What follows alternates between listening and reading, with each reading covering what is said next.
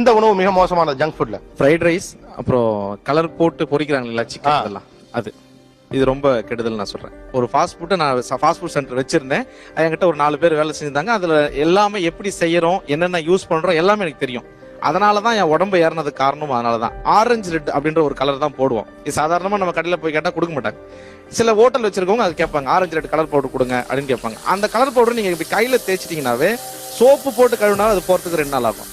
உங்க கையில சோப்பு போட்டு கழுவினாவே போறதுக்கு 2 நாள் ஆகும். ஸோ அதை தான் அந்த ஃபுட்ல சேர்க்கிறோம், அதை நம்ம சாப்பிட்றோம். இது அதுக்கப்புறம் அதுல போடுற அந்த சோயா சாஸ், ஒரு கேன் வாங்குறாங்கன்னா பாதி எடுத்துட்டு மிச்சத்துக்கு என்ன பண்ணுவாங்கன்னா, ஏற்கனவே மிச்சம் வச்சு அந்த ஆயில் அதில் ஊற்றிக்குவோம்.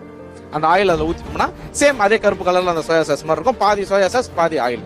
பாலில் எப்படி தண்ணி கலக்குறோமோ அந்த மாதிரி பாதி சேர்த்துட்டு அது போட்டோம்னா அது ஒரு டேஸ்ட்.